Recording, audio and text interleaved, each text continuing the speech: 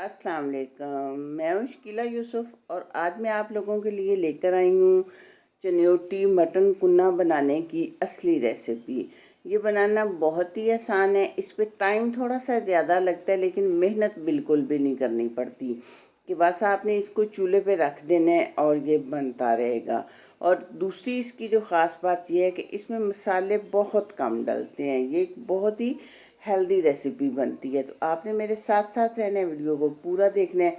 Video अच्छी लगे तो चैनल को सब्सक्राइब ज़रूर कर देना है, वीडियो को लाइक भी करना है। सबसे पहले हम लेंगे मिट्टी की हांडी, उसमें डालेंगे 1 कप देसी घी मैं डाल रही हूँ। आपके पास अगर बनास्पति हो तो वो भी डाल सकते हैं, लेकिन घी में ये बहुत मज़े का बनता है।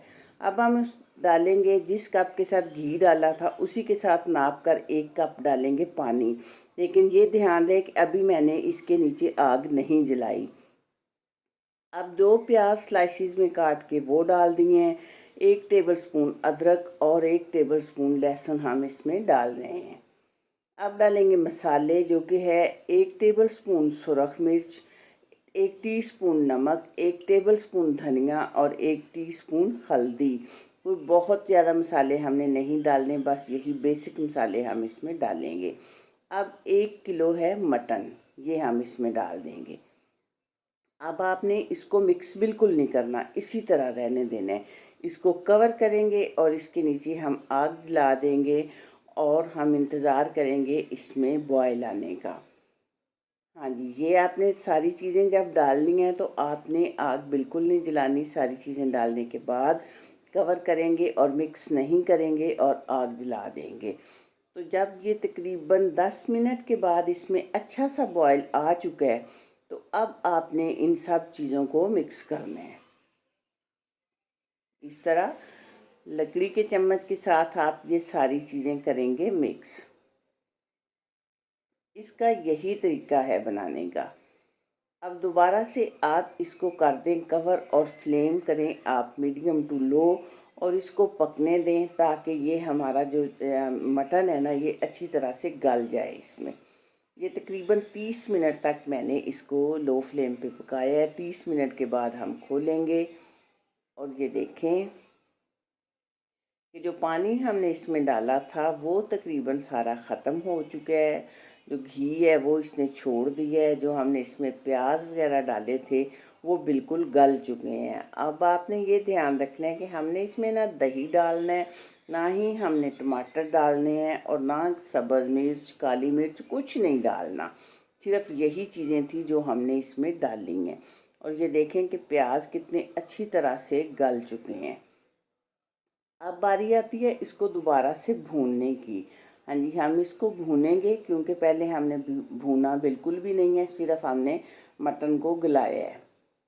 तो अब हम इसको अच्छी तरह से भूनेंगे ताकि जो घी हमने इसमें डाला है ना, वो जब बिल्कुल ऊपर आ जाएगा, दानेदार सा ये इसका बनेगा कोरमा सा, तब ये होगा कि हमारा जो ये भुन चुका है।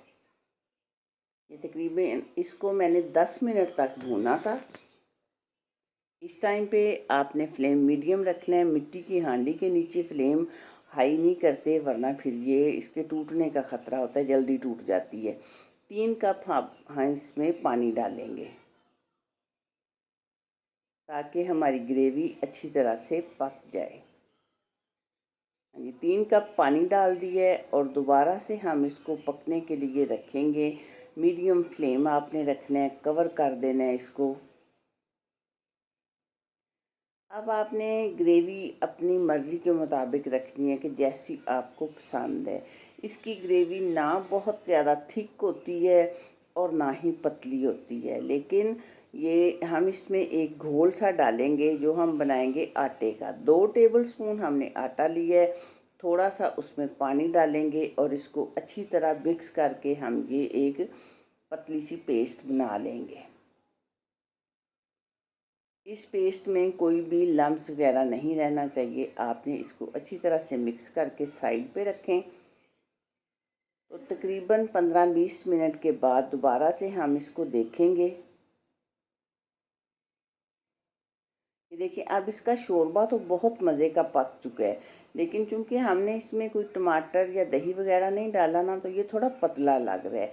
तो इतना पतला भी हमने नहीं रखना, इसीलिए हमने ये पेस्ट बनाई है आटे की कि हम ये थोड़ा थोड़ा करके इसमें मिक्स करेंगे। एकदम से आपने सारा नहीं डालना, एक हाथ से चम्मच हिलाते जाएं और दूसरे हाथ से थोड़ा थोड़ा मिक्स करें और हम देखेंगे कि हमने इसमें कितना डालना है।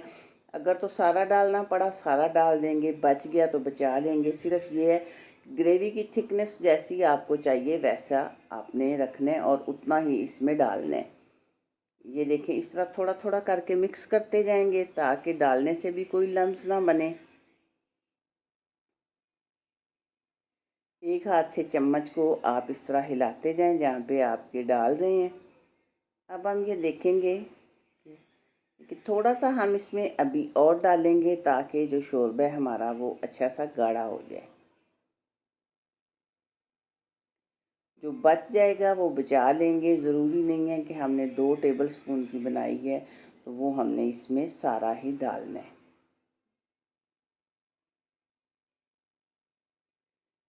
हाँ जी, ये थोड़ा सा मैं दोबारा से डाल रही हूँ इसमें। ये मैं आपको थोड़ा सा लंबा करके इसीलिए दिखा रही हूँ कि आपको बिल्कुल सही तरीके से पता चल जाए कि हमने ये चनियोटी मटन कुन्ना किस तरह बनाना है। ये थोड़ा बच गया था, तकरीबन 1.5 टेबलस्पून आटे की पेस्ट इसमें गई है। दोबारा से हम इसको कवर कर देंगे और 10 मिनट तक इसको लो फ्लेम पर पकने देंगे ताकि जो आटा डाला है ना उसका जायका कच्चे का ना आए, बहुत अच्छी तरह से वो शोरबे में पक जाए।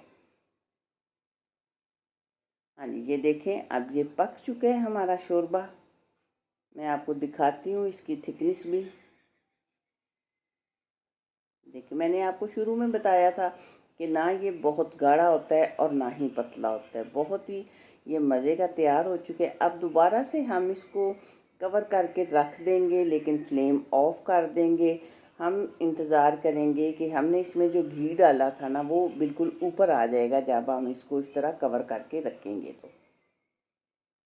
और ये देखें कि सारा घी ऊपर आ चुका है, क्योंकि अगर इस तरह शोरबे के ऊपर घी ना आए ना तो वो फिर देखने में अच्छा नहीं लगता।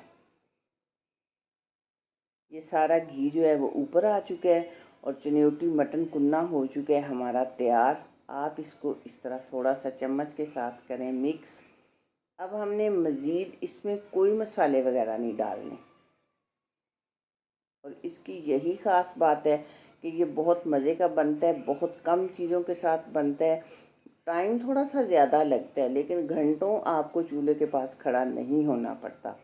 और ये देखें कि बहुत मज़ेदार और हेल्दी चनियोटी मटन कुन्ना हो चुके हैं हमारा तैयार। मुझे उम्मीद है कि आपको ये ज़रूर पसंद आएगा। आप इसको ट्राई करें और मुझे फ़ीडबैक दें।